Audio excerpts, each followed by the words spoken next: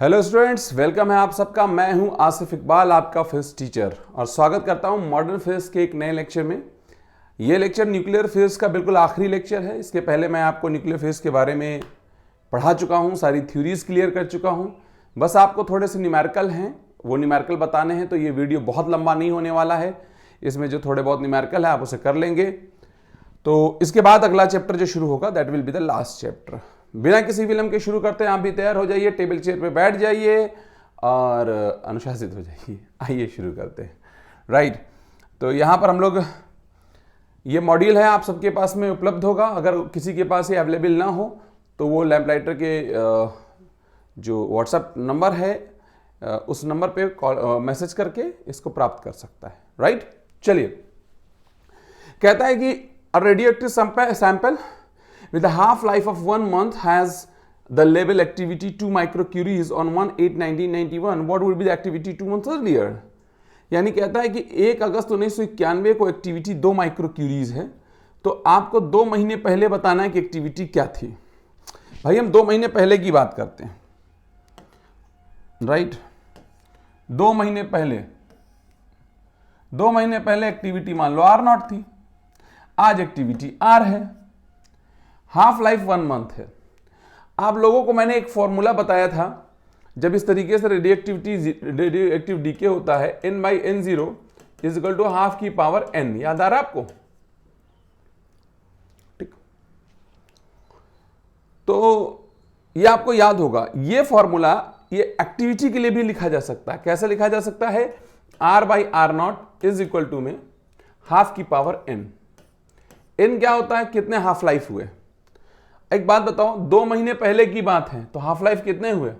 Delta T बराबर में n into half life होता है। याद करिए, डेल्टा टी कितना है? 2 महीना। n निकालना है, हाफ लाइफ 1 महीना, तो कितना आ गया? n बराबर 2 आ गया कि नहीं आ गया? उठा करके यहां पुट कर दो।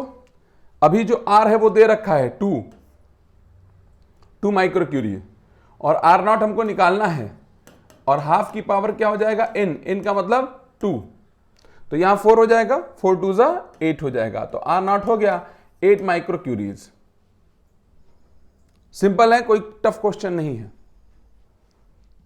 ठीक, तो आई होप आपको ये क्वेश्चन समझ में आ गया होगा। आप इसे छाप सकते हैं पॉज करके, या फिर स्क्रीनशॉट ले सकते हैं, जैसे आपकी चालाकी वैसा काम कर दीजिएगा।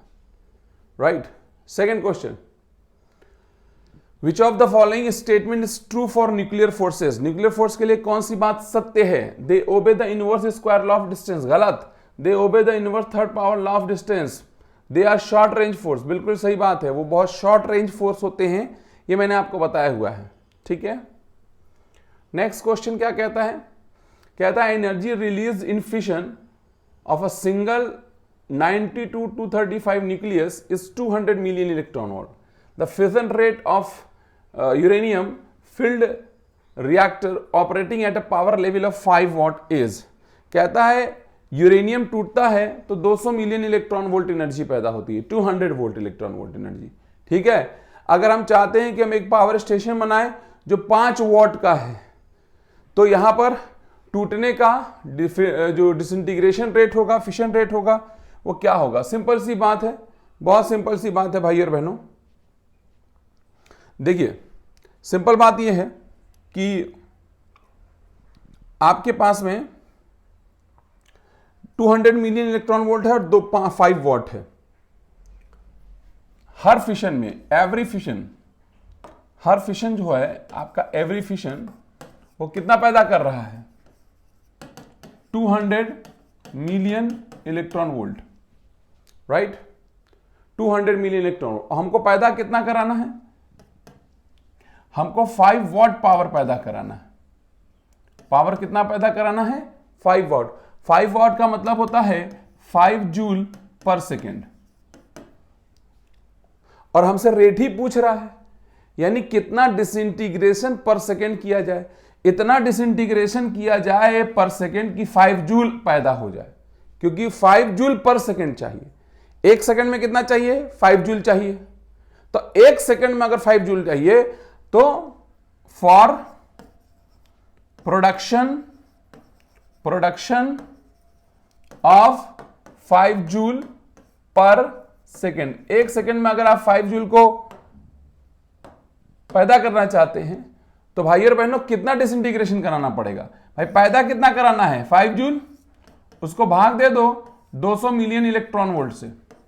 200 का मिलियन इलेक्ट्रॉन वोल्ट का मतलब होता है 200 मिलियन इलेक्ट्रॉन वोल्ट में है, इसको जूल में बदल दो। 200 इंटू 1.6 इंटू 10 की पावर -13 जूल।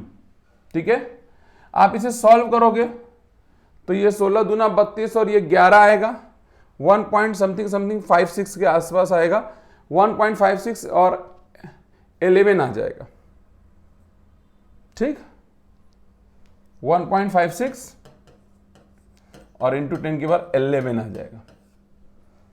इतना फिशन आप करा दोगे तो 5 जूल पर सेकेंड पैदा हो जाएगा, और 5 जूल पर सेकेंड पैदा होने का मतलब 5 वॉट पैदा हो जाएगा। ठीक है, तो आई होप आप ये क्वेश्चन समझ गए होंगे विदाउट एनी डाउट। आगे बढ़ते हैं जी।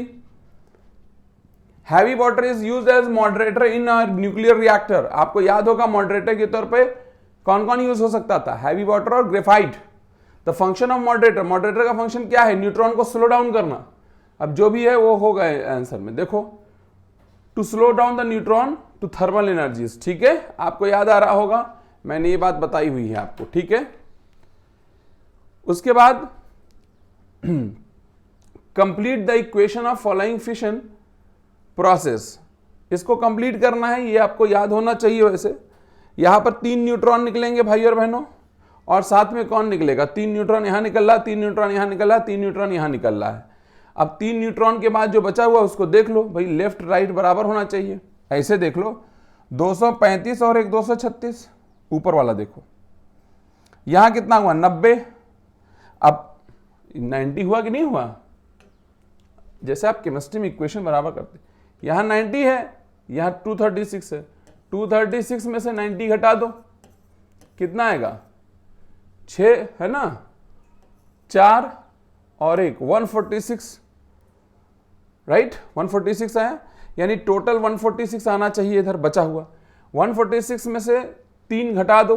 क्यों घटा दे 3? क्योंकि 3 तो न्यूट्रॉन वाला हो गया, तो 143 बचा। अब देखो, जिसमें 143 है वो आंसर हो जाएगा। सिंपल है।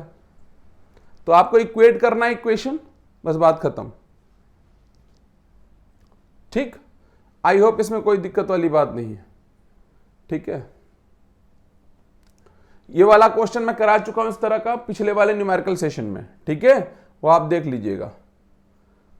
ठीक, आइए अब इसको देख लेते हैं एक बार। कहता है कि इन the reaction 1H2 plus 1H3 is equal to 2He4 0 in N if the binding energies of 1H3 1H2 1H3 and 2He4 are respectively A, B and C, then the energy released in this reaction। याद रखिएगा, जब energy release का मतलब हमसे Q value पूछ रहा है। भाई आपको मैंने Q वैल्यू के बारे में बताया कि नहीं बताया? लग रहा आप भूल गए। Q वैल्यू पूछ कितनी एनर्जी रिलीज हुई, तो Q वैल्यू भाइयों बहनों सिंपल है। क्या करना होता है? राइट हैंड साइड की जो एनर्जी होती है binding energy, left hand side की बाइंडिंग एनर्जी घटा दोगे, काम हो जाएगा। टोटल बाइंडिंग एनर्जी मैंने कहा था, याद रखिएगा, बाइंडिंग एनर्जी पर न्यूक्लियॉन नहीं बोला था। ठीक, तो इधर की बाइंडिंग एनर्जी कितनी है? 2He4 की C है, और इधर की कितनी? A और B। तो A और B में से C घटा दीजिए, अपने आप पता चल जाएगा। A + B - C। समझ में आ गया? A + B - C, simple. ठीक है, नहीं बता देता हूं जी, ध्यान से देखिएगा।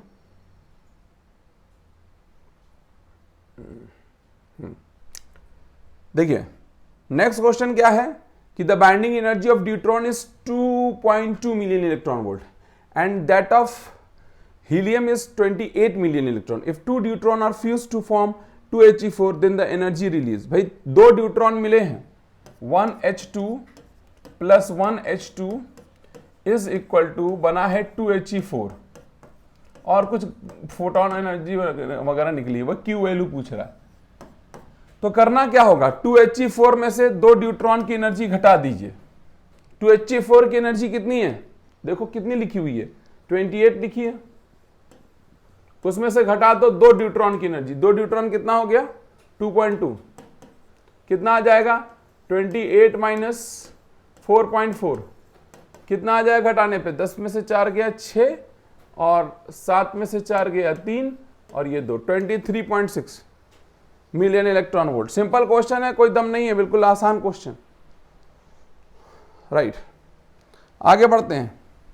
बाइंडिंग एनर्जी के बारे में डिटेल चर्चा कर चुके हैं, मैं इसके बारे में नहीं बात करूंगा, उससे कोई मतलब नहीं है। एक सवाल और देखिए, 2 nuclei having their mass number is in ratio 1:3 the ratio of their nuclear density. मैंने आपको बताया था न्यूक्लियर डेंसिटी सारे न्यूक्लियस की लगभग सेम होती है, जो कि 10 की पावर 17 के बराबर होती है, तो 1:1 ही आना चाहिए यहां पर, ठीक।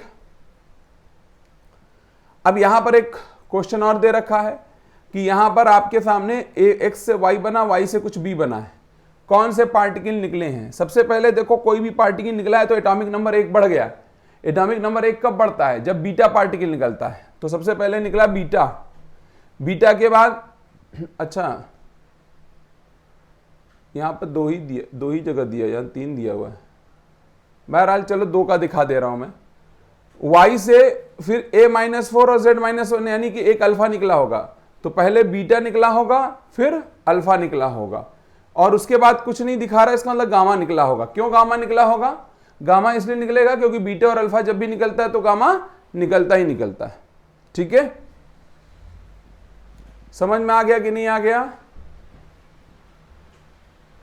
सिंपल है। अब यहां पर देखो सिंपल सा एक क्वेश्चन है, कहता है the mass of 3Li7 nucleus is 0.42 unit less than sum of masses of its nucleon. Nucleon का जो मास जोड़ने पर आ रहा है इतना मास कम है, the binding energy per nucleon कैसे निकलेगा। सिंपल सी बात है, आप बाइंडिंग एनर्जी निकालना जानते हैं, आपने पढ़ रखा है बाइंडिंग एनर्जी निकालना। कैसे निकालते हैं binding energy, binding energy per nucleon अगर आपको निकालना है तो आप बाइंडिंग एनर्जी को टोटल नंबर ऑफ न्यूक्लियन से भाग दे देंगे। बाइंडिंग एनर्जी कैसे निकालोगे, भैया इतने का अंतर आया है तो 0.042 इंटू में यूनिट है ना, ये इलेक्ट्रॉन वोल्ट होगा, एमयू है तो इलेक्ट्रॉन वोल्ट ही होगा, सॉरी एमयू होगा, एमयू होगा तो 931 मिलियन इलेक्ट्रॉन वोल्ट कर लो। 931 बाई में कितने हैं 7 है, 7 से भाग दे दो, अपने आप आ गया। यहां पर आ सकता है, देखो कितना आ सकता है 0.006 आ जाएगा, ठीक, और इनटू में 931, ठीक। तो ये इसी के आसपास आएगा, यानी 5.6 के आसपास आएगा, जो भी आएगा आंसर हो जाएगा बाइंडिंग एनर्जी पर न्यूक्लियन, ठीक। नेक्स्ट क्वेश्चन की तरफ बढ़ते हैं। 17 क्वेश्चन, अच्छा क्वेश्चन है, कहता है half life of a radioactive isotope X is 50 year. कोई रेडियो एक्टिव आइसोटोप है जिसका हाफ लाइफ 50 साल है और it decays into another element Y which is stable, मतलब एक्स डीके करके वाई बनाता है, यानी जितना डीके हो जाएगा वो वाई होगा, ये हमेशा याद रखिएगा। अरे भाई एक्स डीके करके वाई बनाता है, यानी ये डिकेड अमाउंट होगा, जो भी इसका अमाउंट होगा ये डिकेड अमाउंट होगा, और ये तो अनडिकेड होगा जो डीके नहीं हुआ, ठीक। जितना ये डीके करेगा वो वाई में बदलेगा, ये याद रखिएगा, क्योंकि एक्स को डीके करके वाई बना रहा है। 50 साल हाफ लाइफ है। कहता है the two element X and Y are found to be in ratio 1:7 in a sample the age of rock. किसी समय पाया गया कि इसमें और एक्स और वाई का जो रेशियो है वो 1:7 है, तो ये तो अनडिकेड अमाउंट होगा, यानी ये n है और ये कितना होगा n0 - n। भाई शुरुआती अमाउंट n0 मान लो, जितना डीके हुआ वो y मिलेगा और बचा हुआ वो x मिलेगा, तो बचा हुआ x और डीकेड अमाउंट y। इसका रेशियो कितना आ रहा है n/n0 - n is equal to 1/7। यहां से 7n बराबर में कितना आ गया n0 - n। भाई और बहनों यहां से जरा गौर करोगे 8n बराबर आ गया है n0, और यहां से n/n0 की वैल्यू आती है भाई बहनों 1/8। अगर आपको n/n0 मिल चुका है तो आपका काम हो चुका है। कैसे? n/n0 की वैल्यू किसके बराबर होती है, इधर जल्दी से बता दें, हाफ की पावर n के। तो यानी 1/8 बराबर में कितना हो गया, हाफ की पावर n। यहां से n की वैल्यू निकालोगे 3 आ जाएगी। जब n की वैल्यू 3 आ गई तो टाइम आएगा कि नहीं आएगा? कैसे आएगा? n इंटू में t हाफ, n कितना है 3 और t हाफ की वैल्यू 50, मल्टीप्लाई कर दो, 150 साल उम्र है उस चट्टान की। भाई यहां पर थोड़ा सा बस ध्यान देने वाली बात है कि x को डीके करके y बन रहा है, तो y डिकेड अमाउंट होगा। ठीक, इसको छाप सकते हैं या फिर स्क्रीनशॉट ले लीजिए, मर्जी आपकी, श्रद्धा भक्ति आपकी। ठीक है, ठीक है। अब यहां पर अब ऐसे ऐसे सवाल पूछ रहा है, ये सबका कोई मतलब नहीं है, फिर भी आप जानना चाहते हो, देख लो। कहता है न्यूक्लियस m और n है, एक अल्फा पार्टिकल निकलता है और 2 बीटा पार्टिकल निकलते हैं, रिजल्टिंग न्यूक्लियस बताइए। बीटा निगेटिव निकलते हैं। मेरी बात सुनिए, अगर एक अल्फा निकलेगा तो नीचे एटॉमिक नंबर n-2 कुछ बना होगा, मान लो y z, जो भी बोलो, z ही बोलो या y बोलो, और m-4 हो जाएगा। फिर इसमें से 2 बीटा निकला, 2 बीटा निकला तो 2 प्रोटॉन और बढ़ जाएगा, तो 2 प्रोटॉन बढ़ने से वापस ये नंबर कितने पहुंच जाएगा, z पे, n पे ही। तो ये n z m-4 है कोई, यही है। ठीक, n अब x लिखा है, उससे क्या मतलब। ठीक है, आगे बढ़ते हैं। कहता है fusion reaction takes place at high temperature. मैंने आपको बताया था न्यूक्लियर फ्यूजन एक थर्मोन्यूक्लियर रिएक्शन होती है, हाई टेम्परेचर हाई प्रेशर की जरूरत पड़ती है। Nuclei breakup at high temperature, atom get ionised at high temperature, kinetic energy is high enough to overcome the coulombian force between two. मैंने आपको बताया था हाई टेम्परेचर क्यों चाहिए, इतनी ज्यादा एनर्जी हो जाती है कि वो जो रिपल्शन होता है वो ओवरकम हो जाता है। ठीक, बात समझ आई। 21 तरह का क्वेश्चन मैं आपको करा चुका हूं, इसलिए आपको नहीं बताऊंगा, सीधे रेडियस ऑफ न्यूक्लियस के बारे में आपसे बात हो रही है। और आपको 22वां क्वेश्चन भी बहुत आसान है, मैं बता चुका हूं। मतलब जिस तरह के क्वेश्चन मैं बता चुका हूं उस तरह का मैं आपको नहीं बताऊंगा। यहां पर अल्फा बीटा गामा के बारे में पूछा है। अगर एनर्जी सेम है तो पेनेट्रेटिंग पावर किसकी इंक्रीज कैसे करेगी? सबसे ज्यादा पेनेट्रेटिंग किसकी होती है? याद करो, गामा की, उससे कम बीटा और सबसे कम अल्फा। आयोनाइजेशन किसकी होती है? आयोनाइजेशन सोचो, बताओ, आयोनाइजेशन सोच के बताइए किसकी होगी। चलो आगे इस पे आते हैं। कहता है the binding energy per nucleon of nuclei are 5.6 and 7.6 respectively. किसका किसका ये नहीं दिया हुआ है, आई होप किसका दिया होगा ये क्वेश्चन। चलिए दूरा भी मैं करा देता हूं उसको, इसको मैं करा दूंगा, घबराइए नहीं। ये क्वेश्चन देखिए, क्वेश्चन नंबर 26। क्वेश्चन नंबर 26 में radio isotope x with life फला है, सब रॉक फ्रॉम दिस, वही 1:7, वही एज ऑफ रॉक जो अभी मैंने क्वेश्चन कराया, सेम क्वेश्चन आपके पास ये आया। ठीक है, क्लियर है। चलिए, अब ये तो थ्योरेटिकल क्वेश्चन है, ये आप खुद ही कर लोगे। ये रेडियस वाला क्वेश्चन, ऐसा क्वेश्चन मैं करा चुका हूं। ठीक, जो रेडियस वाला क्वेश्चन तरीके से हम करा चुके हैं। ठीक है, समझ में आ रहा है। हाँ, यहां पर एक क्वेश्चन है, देख लो। कहता है कि जो binding energy per nucleon lithium और हीलियम की फला और चिला है, मतलब 5.6 और 7.6, then the energy of proton in the reaction is, energy of proton क्या होगा? सिंपल सी बात है, वही रिएक्शन वाली बातें आपको करना है, समझिएगा। ये पर न्यूक्लियन एनर्जी है ना, इसके पास कितने न्यूक्लियन है? हीलियम के पास 4 न्यूक्लियन है, तो इधर की जो एनर्जी आई वो कितनी आएगी?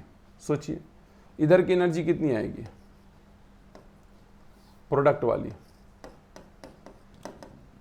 7.06 इंटू में 4, टोटल एनर्जी निकल आई। बोलो, यहां लिथियम, अच्छा अब रिएक्टेंट में कौन कौन आएगा जरा देता हूं। सबसे पहले लिथियम आएगा, लिथियम का कितना है? 7 है, 7 है कि नहीं? 7 है, और ये है 7 इंटू 5.6, 6। साथ में रिएक्टेंट की एनर्जी कितनी है बोलो, रिएक्टेंट की एनर्जी और कितनी है, रिएक्टेंट में कौन है, प्रोटॉन है। ठीक, क्लियर है। तो आपको क्या करना है, बस सीधे इक्वेट कर दीजिए, कहानी आपकी खत्म हो जाएगी। ठीक है, वैल्यू आ जाएगी प्रोटॉन वाली। तो इसमें कुछ खास नहीं है, ऐसा मैं बता चुका हूं, क्वेश्चन में कोई दम नहीं है। ये फॉर्मूला आपसे चर्चा हो चुकी है। इस तरह का क्वेश्चन मैं पहले पिछले वाले सेशन में बता चुका हूं। जो मैं पिछले सेशन बता चुका हूं वो नहीं बता रहा हूं, ठीक है। जो पिछले सेशन में मैं बता चुका हूं मैं उस तरह का नहीं बता रहा हूं आपको, ठीक है। आइए यहां पर देखते हैं question. Two radioactive metal x1 and x2 have decay constant 5L का मतलब 5 lambda and lambda respectively. Initially they have same number of nuclei, then the ratio of, ये भी क्वेश्चन करा चुका हूं पिछले वाले में, ठीक। आइए इसको देखते हैं। ये क्वेश्चन भी करा चुका हूं मैं, 5 log 2 आया था, याद करो। ये क्वेश्चन देखो, the decay constant of a radio isotope is lambda. L का मतलब लैम्डा है ना, लैम्डा है, ये फॉन्ट का changing. If A1 and A2 are activities at time T1 T2 respectively, then the number of nuclei which have decayed during the time। भाई उसका decay constant कितना है, लैम्डा है। T1 T2 पे एक्टिविटी A1 A2 है, तो कितना amount DK कर गया, देखो सिंपल सी बात है, समझो। T बराबर T1 पे मान लो अमाउंट था N1 और T बराबर T2 पे मान लो अमाउंट था N2। यहां एक्टिविटी क्वेश्चन वाले के मुताबिक A1 है, यहां एक्टिविटी A2 है। भैया एक्टिविटी होती क्या है जरा बताओ, याद करने की कोशिश करो। -dN/dt होती है which is equal to lambda into N, याद करिए। तो अगर इस लिहाज से मैं देखूं, यही तो होती है। अगर मैं इस लिहाज से देखूं तो A1 बराबर कितना आ गया, लैम्डा N1, और A2 बराबर कितना आ गया, लैम्डा N2। इस लिहाज से देखा जाए तो N1 बराबर A1 बाई लैम्डा और N2 बराबर में A2 बाई लैम्डा। कोई दर्द नहीं होना चाहिए आपको, बहुत आसान। आपसे पूछ रहा है कितना अमाउंट डीके कर गया। अरे शुरुआत में ये था बचाइए, तो डीकेड अमाउंट कैसे निकालोगे भाई, N1 माइनस N2। तो सिंपल है, क्या करोगे, A1 by lambda minus A2 by lambda. अकेले में करोगे तो क्या आ जाएगा, A1 माइनस A2 बाई में लैम्डा। समझ में आ गया, सिंपल है, कोई दर्द नहीं, कोई परेशानी नहीं, ठीक। A1 माइनस A2 L कह लो या लैम्डा कह लो। फिर ये वाला क्वेश्चन वैसा ही है जो मैंने करा दिया है, ठीक है, क्लियर है।